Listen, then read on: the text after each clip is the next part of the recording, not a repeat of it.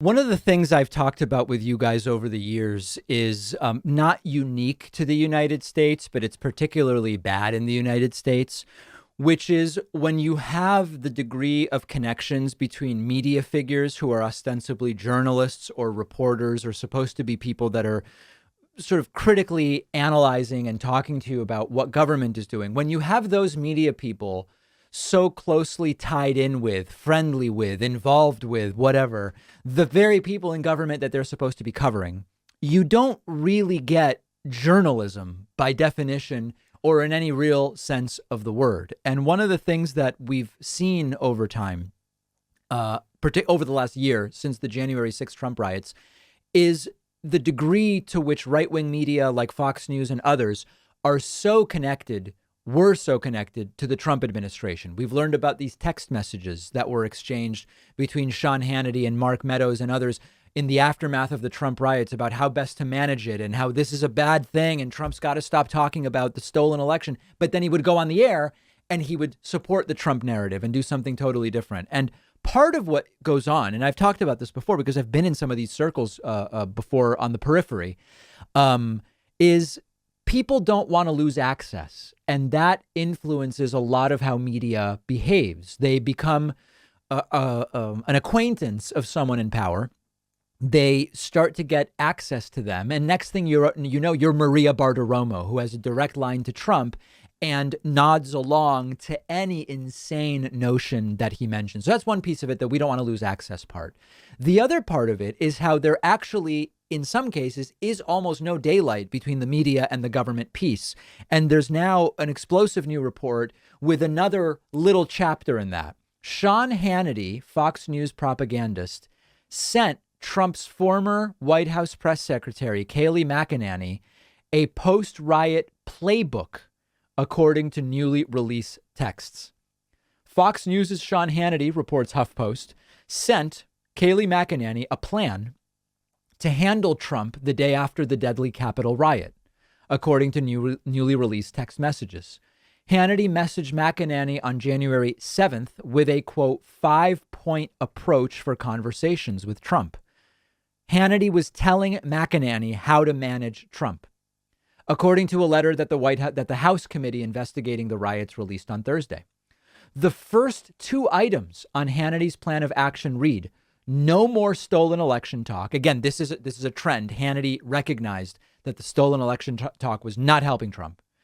2, yes, impeachment and 25th Amendment are real and many people will quit. So it seems like Hannity is telling McEnany, say to Trump, you could be impeached. The 25th Amendment could be used. Your allies will quit if that happens, sort of like to warn Trump. And the letter didn't reveal points 3, 4, and 5. And McEnany responded in those text messages, love that. Thank you. That is the playbook. I will help reinforce.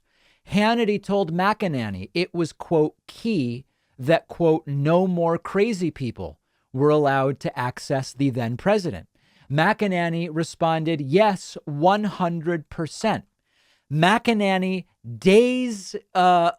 in the days after the election, remember that McEnany appeared with those crazy people. I'm trying to think. I believe there was one particular press conference, and I don't know if it's the one where Rudy's face melted.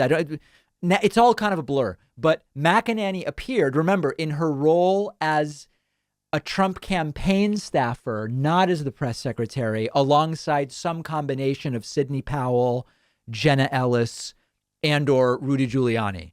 And yet, McEnany knew and agreed that these are crazy people around the president. So there's 3, 4, 5 different important layers here. One is this cozy relationship between Fox and the Trump administration wasn't serving anybody. You had people at Fox and people around Trump who knew how insane this all was. I mean, listen, quite frankly, we now have text messages that show us Kayleigh and Hannity both thought there were crazy people around Trump giving him bad ideas.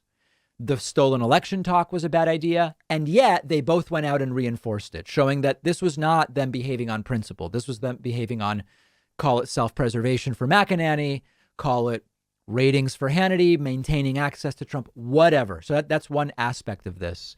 And then, of course, number 2, that nobody is better off when you have this. Journalism is not better off. The American people are not more informed.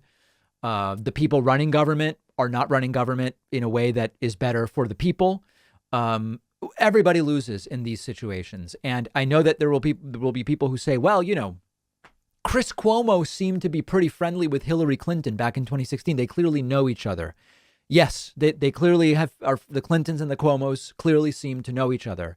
But there was not this operationally indistinguishable relationship that was going on when it came to governance. And it just doesn't, it seems like such a lame comparison when you now see the connections between Fox and the Trump administration. So here's just, the text messages, just another example. One of our sponsors is Kamikoto, who creates elegant high-end Japanese steel kitchen knives using traditional techniques from Honshu, Japan. I'm a huge fan of Japanese kitchen knives. I've owned a bunch of different sets. None as nice as my Kamikoto knives made with real Japanese steel. Every knife comes in a beautiful heavy-duty Ashwood box and a lifetime guarantee. You can get them in several different sets and combinations. Kamikoto makes it really easy to figure out which one is best for you. You can also pick up one of Kamikoto's sharpening whetstones, which are designed specially for Kamikoto knives. I've had an excellent experience using Kamikoto knives in my kitchen at home. It just feels comfortable in your hand. The mechanics of slicing with high quality Japanese knives like these feel really, really nice. And right now, Kamikoto is having a huge Valentine's Day sale. You get $50 off on top of their other offers when you go to kamikoto.com/Pacman and use the code Pacman. The link is down below.